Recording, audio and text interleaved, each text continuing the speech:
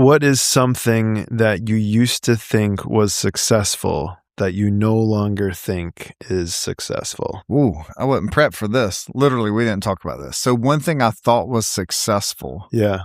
And to me, this would be this is like an ego death thing. You're like, man, at one point the ego said I needed this, and now I realize there's so much more.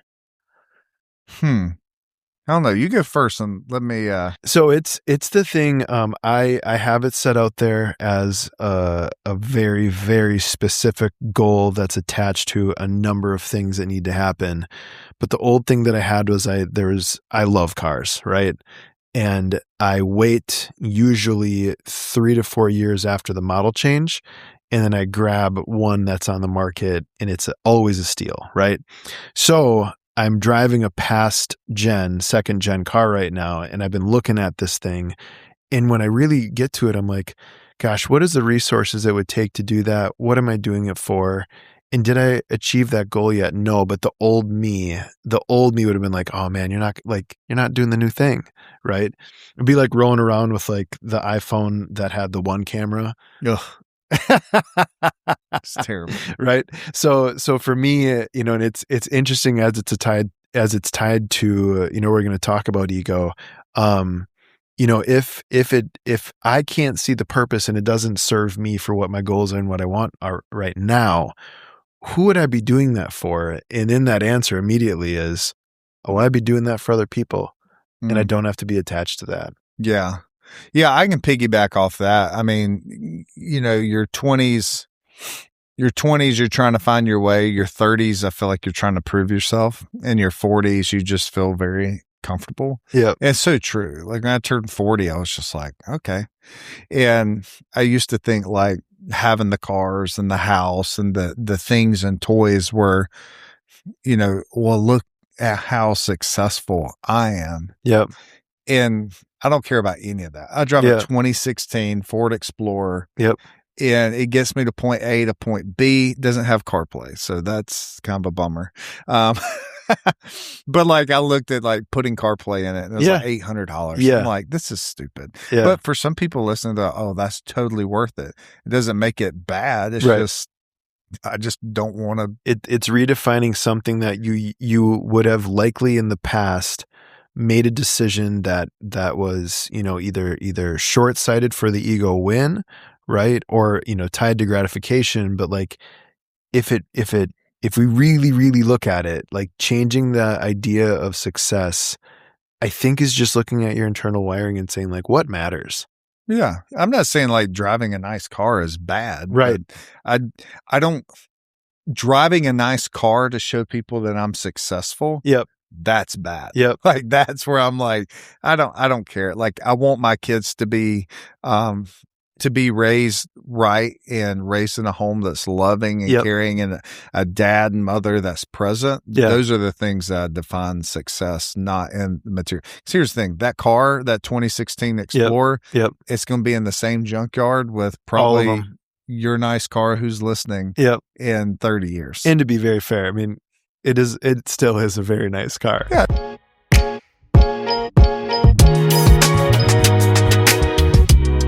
All right. So ego is not your amigo.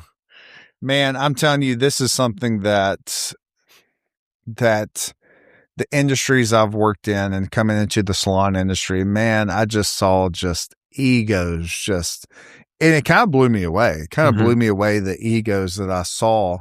And it honestly, now it just breaks my heart. If you realize how many people don't think of you, you wouldn't think of what others think, or, what they think about you. And, I think it's like in your 20s, you're like trying to prove yourself. Yeah. So that ego is there. We all have an ego. I have an ego. Yep. It's just, you and I, we have made a pact that we got to keep our egos in check. Yep. One of the things that we do at our retreats, there's no stages. Right. We don't need stage. Like, we want to be eye level with. Now, if we ever have a stage, it's because it actually serves the people of like, they actually could see us better. But I've been in rooms with people that if there's a stage, they use it to elevate themselves. Yep. Now I'm not saying everybody that's on a stage has an ego. All right. Don't just start reading into Has an things. unhealthy ego. Let's say Yes. that. Yeah. So, I mean, ego is pride. Mhm. We all have pride. And I think the younger I can't speak for everyone, but like you got to prove yourself. And so that when you prove yourself, that's when pride comes in. So what are ways that you keep your ego in check? Great question. So I think I'm always trying to just remember of like the way that I think about ego and what is the over essence of it. One of the things I think that the Enneagram can do a really good job for you is give you areas that are going to be your natural areas of over essence, right? So as a 3 as an achiever, right? Over essence of me doing that is going to be pushing and projecting versus asking questions and understanding and creating alignment within purpose, right? So for me, like I think keeping it in check, uh, stay to your morning affirmations. I'm a big person of thinking about in the morning of the day. What is today about? Who am I to serve? Right? What's going to be the experience where you get through the end of the day? Now, everyone can bulldoze people, right? But at the end of the day, if you think like, okay, well, like today, I'm thinking we're spending the day together, right? We're going to be going through all these things. In the morning of the day, we went out and got a workout in, right? Both, even just watching how that all played out, right? Like we're there investing into ourselves, but we're also priming ourselves. Why? Because we want to show up and be able to serve, right? Later today, we're talking about, okay, cool. When we get home later, what is the game that we're going to play? Right. So like it's weird because like if I think about it, how do I stay away from ego? It's how do I have the best experiences and wherever the heck my feet are today? What does Yeah. that look like? Yeah, that's good. So I heard this quote one time. I'll say it here. People are like, "Oh, I got 20 years of experience." It was Daniel Mason Jones. He said, he's like, "Yeah, I've heard people say they have 20 years of experience." Like, no, you got 1 year of experience that you've been doing for 20 years. I was like, "Oh, that's so good." Yeah. But like, that's an ego. Yep. If you have to flex that, oh, I've been doing it this, blah, blah, blah, that's ego. So you have a stylist come in, and we teach this when in orientation before Artist Academy is stay away from the words I know. Mm, Because that's the ego thing. Like mm. if you know, why are we teaching you, you know? My So you have a stylist coming in, they're going through the Artist Academy. yeah. I know they just think they're like the stuff because their friends have told them. But Yep. here's the thing: you're gonna mess up, right? Yeah, yeah. These you're gonna do something to someone's hair, and that one, if we don't coach you up, that first bad review is Yep. going to blow that ego to smithereens, Destroy you. So, what are some ways that you would coach through that? So just to be clear, so it's the person that's showing up with this like I know type of Yeah, they got the yeah. ego. Yep. People are commenting on their pictures. Oh my God, this is beautiful. You're the best stylist. But they just came out of school. Yep. You know, everybody's telling them they're perfect and they're great. The parents are like, "You're the best stylist." You know, I tell my kids all the time. Maybe might be traumatic for them, but I'm like, I love you. You're great, but like you're not like Caden. You're not the best baseball player ever. Right. Like I need you to be on a team where you're like the third or fourth best. Yep. So Keep that ego in check. Yeah, yeah. I think it's going to be the thing. Like remember that if this is a thing that you do and you are that greatness that you see, right? What is the legacy look like? Right? The steps you're making today, the impact that you're having today, right? You go around anybody that's truly brilliant at what they do. They're able to do it and they're able to move around so gracefully. And it doesn't matter the things that are said or what they say about themselves. So much of the time, how are we in the presence of knowing that an ego is out of check is when the person comes through and it's like, you're either the idea that you're just tossing like little pebbles in, right? Not creating a ton of ripples. Or you're the person that's like, you grab the biggest stone to show that you have all of this mass, and then you throw it in, and then you watch the waves that hit people, right? I think that it's getting someone to understand, like, even at the end of the day, you might be the best in the world, but if you're the best in the world and an asshole, no one's gonna care. Well, if you're the best, you don't have to tell people. Yeah, also fair. If you're that great, Yep. you shouldn't have to tell people. Yeah. And I thought of this quote as you were. It was a quote that just came to mind. I'd never heard it, so I'll claim it. Ooh. Smaller the ego, the bigger the legacy. Yeah. The bigger the ego, Smaller smaller the legacy. legacy. It's pretty good. Need to get some I'm shirts. taking that. Yeah. That's pride. That's ego coming in as I'm talking about that quote. I've got an ego. I'm getting prideful about a quote that's not about pride. Yeah. I did hear this years ago. They said, man, when someone puts on, they said cloak.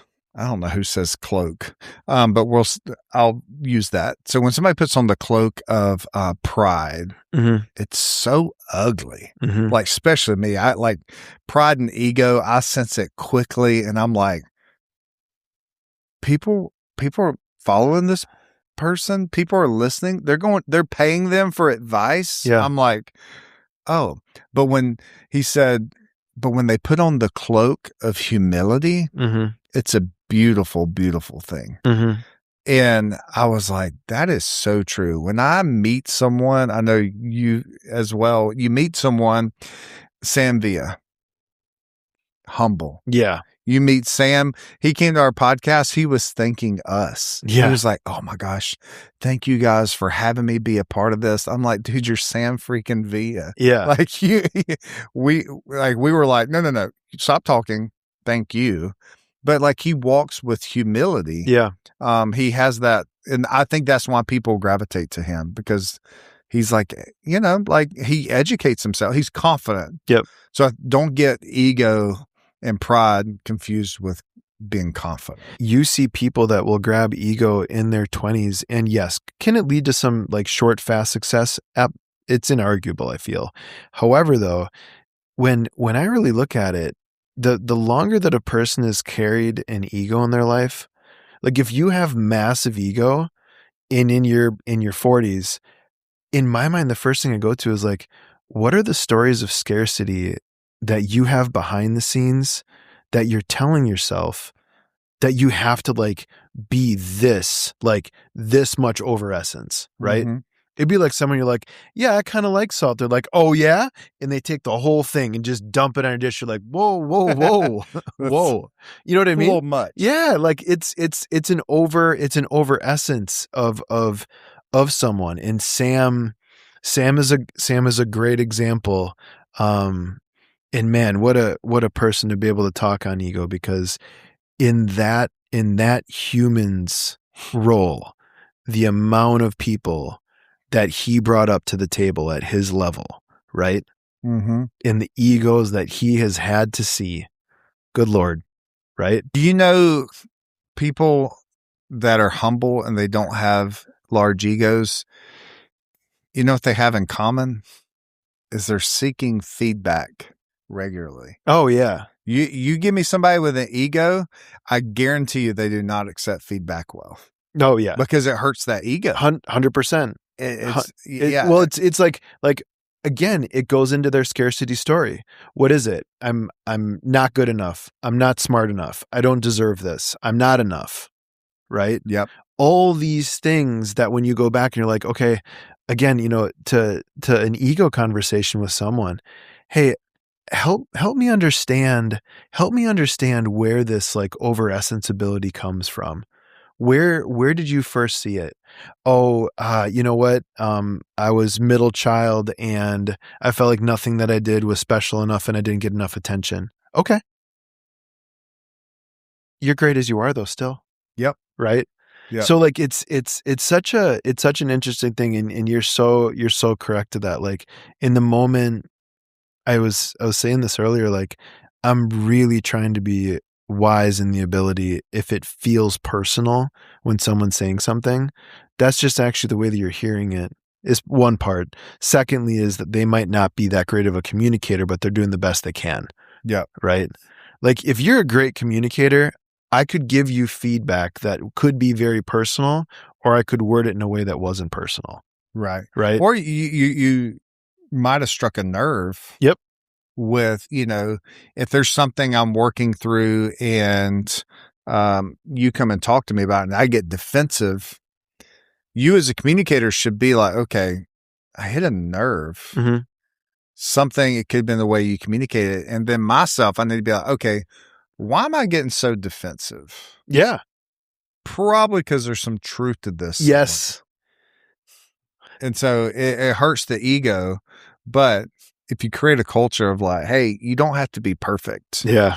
You're gonna mess up. That's the first thing we tell people in orientation. It's literally the first slide. Yep. You're going to mess up. It's okay. Yep. Yeah. It's okay. It's so interesting because as you say that, okay, so like you hit a nerve, and then if there's some truth to it, right? I think of this question, and maybe, to the listeners, just answer this one out loud to yourself. Like, what's the story or the narrative about you that you don't want anyone to know?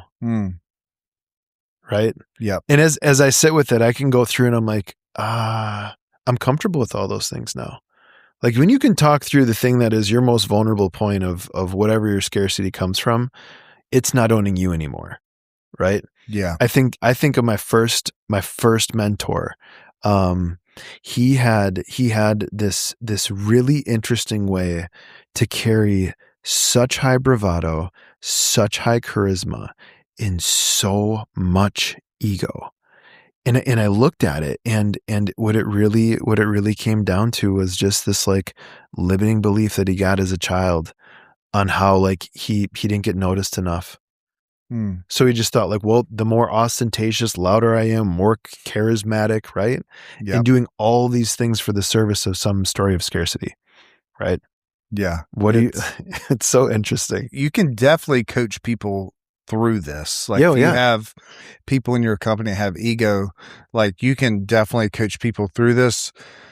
Let's throw this out there. Ego, sometimes people are aware of it. Mm-hmm. And there's some people that are not. Mm-hmm. And the people that are not, unfortunately, they can do more damage to your company than removing them. Yep. And we've had it in our company where they walk out, or, they leave, or you remove them, and the rest of the team goes, oh God, I felt like I was walking on eggshells. And there's not enough air in the room. I can never do anything right around them. They always had something to say. And they always had to get the last word. That is pride and it's ego. And that's just something that will not work in our company. Yeah. Been there, done that. And it's so nice when people don't have ego. I feel like our team comes in with like, hey, we don't have it all together. Yep. We're doing the best we can, and we're all going to be there to serve and work beside each other, and we'll make it through the day. And we're going to make a great guest experience instead of like people coming in and be like, oh yeah, we got this. Like we know exactly what we're doing, and just stay out of my way. Let me do the thing because I'm the best here. You put all those people in a room, it's going to be bad. Mm-hmm. Now, our team is very, very educated, obviously. But when you go in with that and you get a bad review, you're not like the first thing be like, well, I did exactly what they said. It's like, where did I miss the mark? Yeah, dude. It could be communication. Yep. Maybe I thought it was a beautiful color. Maybe she didn't think it was that much. That's where humility comes in. And I've heard this, that you got to separate who you are and what you do. Yep. And that's really, really important to tell people in our industry is like who you are and what you do are two different things. So when somebody says, hey, I hate the color you did on my hair, they're not attacking you. Yeah. They're just saying, hey, what you do and who you are, those are two separate things. As you were saying that, this is an interesting self-test. So if someone came to you and said, hey, Evan, can I talk to you about your ego and how you're showing up? Here's the thing I think is interesting. If it is an ego problem, I think the person would navigate to defense to the defense in saying why they don't have, right? What are you talking about? I don't have an ego. Are you kidding me? Me? No. XYZ points, right? Versus on the I'm gonna other, prove to you. yeah, versus on the other side of it, hey, thanks for bringing that up. It's something that I really care about. Help me understand where I'm showing up this way. Oh my gosh. Like that's exactly, I would be like, I would love for somebody to come in the office to say that. Yeah. Because here's the thing. We're actually recording this at a church, and I used to work here, and I had really, really great mentors and great leaders who developed me as a father and a husband that forever changed me as a person. When I went to work at the salon, I didn't have anybody over me. Mm. And it scared me to death Mm. because I'm like, that feedback I got, it was out of love. Yep. It was correction out of love because they wanted me to be the best version of myself. Yep. Because they saw the potential in me. When I go to the salon, there's nobody there to be my supervisor, my mentor, my leader, to be like, hey, Evan, you said this in the meeting. I know that wasn't your intentions, but it came across this way. Yeah. Or I think you could be powerful in this way. I didn't have that. Yeah. And so it scared me. So I think when I want to be my own boss, I'm like, you don't understand how that's limiting you as a person. Oh, yeah. Yeah. Like maybe you had bad leaders and bad bosses prior. And so that makes you get prideful and be like, I want to be my own boss, you know? But if you had really good leaders in your life that Right. mentored you Yep. and like led you, like I know you have mentors and leaders in your life, you never want to be like, I want to be my own boss. Yeah. No. Like I was coaching independently and like I loved it, but I'm like, man, I want to make a bigger impact. Yeah. There's a lot of things on the table I'm leaving that I don't have margin or I don't have the skill for. And so instead of being my own boss, I'm like, hey, let's do this thing together. Iron sharpens iron. Yes, You sir. help me, I help you. Yep. I mean, we've had some conversations where, you take it and you're like, hey, thanks for that, man. I need to hear that. And I'm like, oh, it's so great to like work with people that's like, there's no ego. Oh, yeah. Like we come into meetings with Tony or Ren, we're like, hey, this is what's going on. We don't need this to happen. Everybody's like, all right, cool. Yep. Just move on. Right. Nobody's egos is hurt because I think at the end, we'll wrap it up with this. You got to let your team know that you are for them. Yeah. I know that you're for me. Yep. So how you talk to me, you could talk to me in the worst way today. And I would be like, you know what? I know Christopher's for me. Probably wasn't the best way to say it. Yeah. And I could probably I know I could give you that feedback. 100%. You'd be like, yeah, man, my emotions got the best of me. Yep. Like my daughter freaked out yesterday and last night we were talking. I said, oh, Aaron came in and I said, babe, just apologize and tell her your emotions got the best of you. Because they did. Mm-hmm. You could tell that really like sank in with her. She was like, yeah, my emotion. And it's okay to let you. Yeah. It's okay to be aware. Yep. Be like, you know what? I apologize. I came off. That's when you come that way, that is squashing the ego. That's kind of leading with humility. Yeah. And not with pridefulness. Because here's the thing, pride, God, it just turns me off. I go to the hair shows. People just think they're just like freaking like Bono walking around. And I'm like, hey, I love you as a person. Here's the thing, and that's cool if you want to embrace that. But like, think about all the people that feel like they have to have it all together. Yeah. I'm like, hey, I love you whether you're a salon owner or you work in a salon. Right. I love you whether you drive a Ferrari or a Ford Escort. Yep. A Ford Escort is the first thing that came to mind. Like like people will love you. Yeah. And the ones that don't love you, yep, you don't need them around. Yeah, bye. There's 8 billion people in this world. So amigo is not your ego. Yeah. Ego is not your amigo. So here's another thing. Hang around humble people, you'll start to become humble. You hang around prideful, egotistical people, guess what? you're going to be prideful and egotistical. So Mhm. Well said. there we go. Need some bangers in this one.